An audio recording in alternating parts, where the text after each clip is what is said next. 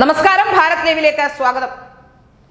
വരുന്ന തെരഞ്ഞെടുപ്പിൽ വലിയ വിസ്ഫോടനം സൃഷ്ടിച്ച് കുറേയധികം സീറ്റുകൾ നേടും എന്ന അവകാശവാദവുമായാണ് BJP ഇപ്പോൾ രംഗത്ത് വന്നിട്ടുള്ളത്. തിരുവനന്തപുരത്ത് നഗരസഭയിലുണ്ടായ വലിയ വിജയം അത് വോട്ടാക്കി മാറ്റാനും തിരുവനന്തപുരത്ത് നിരവധി മണ്ഡലങ്ങൾ വിജയിക്കും എന്ന ആത്മവിശ്വാസത്തിലുമാണ് BJP. തിരുവനന്തപുരത്ത് തന്നെയാണ് നേരത്തെയും ആദ്യമായി കേരളത്തിൽ നിയമസഭയിലേക്ക് O രാജഗോപാൽ ജയിച്ചു കയറിയത്. അവിടെ ഇത്തവണ സംസ്ഥാന അധ്യക്ഷൻ വിജയം ഉറപ്പിക്കുന്നു എന്നാണ് നമുക്ക് മനസ്സിലാക്കാൻ സാധിക്കുന്ന വിവരം. BJPയിലേക്ക് നിരവധി പേർ വന്നു ചേരുന്നുണ്ട്.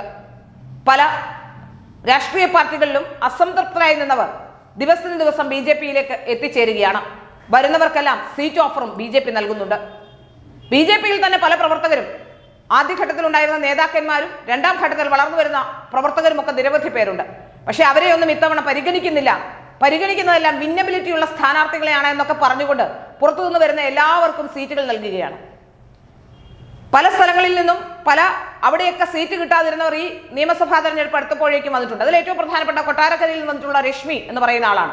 2 തവണ കോൺഗ്രസിന്റെ സീറ്റിൽ കോൺഗ്രസിന്റെ ചിഹ്നത്തിൽ മത്സരിച്ച് പരാജയപ്പെട്ടു പോയ ആളാണ് രശ്മി. മൂന്നാമത് ഇപ്പോൾ BJPയിലേക്ക് വരുമ്പോൾ എന്ത് മാജിക്കാണ് BJP ചിന്തിക്കുന്നതെന്ന് എനിക്ക് മനസ്സിലാകുന്നില്ല.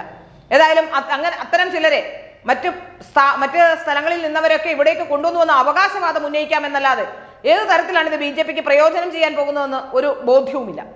ഏതായാലും തെരഞ്ഞെടുപ്പ് കഴിയുമ്പോൾ നമുക്ക് മനസ്സിലാക്കാൻ സാധിക്കും എന്തൊക്കെയാണ് സംഭവിച്ചത്, എന്തായിരുന്നു സംഭവിക്കാൻ പോകുന്നതെന്ന്. ചില ഗായകരെയും ചില ക്രിക്കറ്റ് താരങ്ങളെയും ഒക്കെ കേരളത്തിൽ കൊണ്ടുവരുന്നു, അല്ല കേരളത്തിലെ തെരഞ്ഞെടുപ്പ് രംഗത്തേക്ക് കൊണ്ടുവരുന്നു എന്നൊക്കെ പറയുന്നു. ഏതായാലും ക്രിക്കറ്റ് താരത്തെ വെച്ച് നേരത്തെയും BJP ഒരു പരീക്ഷണം നടത്തിയതാണ്. ശ്രീശാന്തിനെ വെച്ച് പരീക്ഷണം നടത്തിയിരുന്നു. അത് വലിയ രീതിയിൽ ഫലം ചെയ്തില്ല. തിരുവനന്തപുരത്ത് ഇനി അടുത്തത് സഞ്ജു സാംസണെ രംഗത്തിറക്കാൻ തുടങ്ങുന്നു എന്നാണ് മനസ്സിലാക്കാൻ സാധിക്കുന്നത്. ഏതായാലും അതുമായി ബന്ധപ്പെട്ട ചർച്ചകളൊക്കെ നടക്കുന്നുണ്ട് എന്നും പറയപ്പെടുന്നു.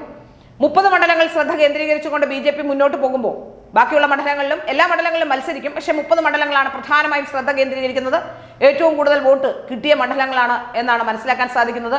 പലയിടത്തും ഓൾറെഡി സ്ഥാനാർത്ഥികളുടെ ലിസ്റ്റൊക്കെ ആയിക്കഴിഞ്ഞിരിക്കുന്നു എന്ന് മനസ്സിലാക്കാൻ സാധിക്കുന്നു.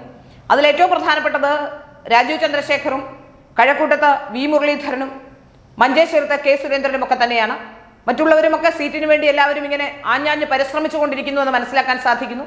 വട്ടിയൂർക്കാവിൽ ശ്രീലേഖ തന്നെ മത്സരിക്കുമെന്ന് ഏതാണ്ട് ഉറപ്പായി കഴിഞ്ഞിരിക്കുന്നു. ശോഭ സുരേന്ദ്രന്റെ കാര്യത്തിൽ ഇപ്പോഴും അവ്യക്തത തുടരുകയാണ്. പാലക്കാടേക്ക് പോകുന്നു എന്നാണ് മനസ്സിലാക്കാൻ സാധിക്കുന്നത്. കേരള രാഷ്ട്രീയത്തിൽ ഒരു രാഷ്ട്രീയ മുഖമായി വനിതകളുടെ കൂട്ടത്തിൽ പറയാൻ കഴിയുന്ന ഏക നേതാവ് ശോഭ സുരേന്ദ്രൻ മാത്രമാണ്. CPM-നും കോൺഗ്രസിനും പോലും അത്തരമൊരു മുഖം ഒരു പക്ഷേ സാഹചര്യങ്ങളോട് പൊരുതി അത്തരമൊരു മുഖമായി മാറാൻ ആർക്കും കഴിഞ്ഞിട്ടില്ല. രാഷ്ട്രീയ ബലത്തിൽ ഇപ്പോൾ KK ശൈലജയെയും ഒക്കെ പറയാമെങ്കിലും അതൊക്കെ അവരുന്നയിച്ച അവർക്ക് CPM-ന് ഒരു ബേസ് ഉണ്ടായിരുന്നു. ആ ബേസിൽ വളർന്നു വന്ന ആളാണ്. എന്നാൽ ശോഭാ സുരേന്ദ്രനെ സംബന്ധിച്ചിടത്തോളം ഇത്രയും വർഷവും പ്രതികൂല സാഹചര്യങ്ങളോട് പൊരുതി തന്നെയാണ് അവർ വന്നിട്ടുള്ളത്. അവർ ഏതാണ്ട് അടിത്തറയുള്ള മണ്ഡലങ്ങളിലാണ് പലപ്പോഴും മത്സരിച്ചിട്ടുള്ളത്. അതുകൊണ്ട് അവർ വോട്ട് നേടുന്നു എന്നുള്ളതിനെ അങ്ങനെ കാണാൻ കഴിയുമോ എന്നുള്ളത് എന്നെ സംബന്ധിച്ചിടത്തോളം ഞാനത് ചിന്തിക്കുന്നത് അത്തരത്തിലാണ്. കാരണം BJPക്ക് സ്വാധീനമുള്ള വോട്ട് വർദ്ധിപ്പിക്കാൻ കഴിയുന്ന BJP ഓൾറെഡി ഒരു സ്വാധീനമുള്ള മണ്ഡലങ്ങളിലാണ് അവർ പലപ്പോഴും മത്സരിച്ചിട്ടുള്ളത്.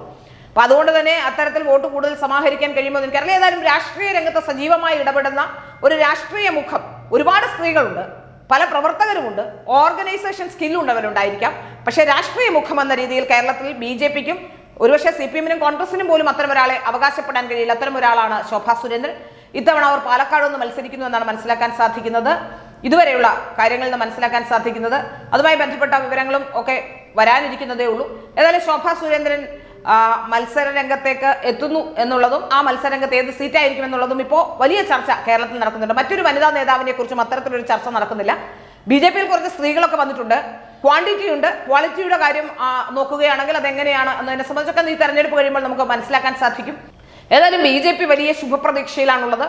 വരുന്ന തെരഞ്ഞെടുപ്പിൽ വലിയ വിസ്ഫോടനങ്ങൾ സൃഷ്ടിക്കാൻ കഴിയുമെന്നും വിസ്മയമാകാൻ കഴിയുമെന്നും ഒക്കെ BJP കരുതി കൂട്ടുന്നുണ്ട്. അത് തെരഞ്ഞെടുപ്പ് കഴിഞ്ഞെങ്കിൽ മാത്രമേ നമുക്കതിലൊരു ക്ലാരിറ്റി വരുത്താൻ കഴിയുകയുള്ളൂ.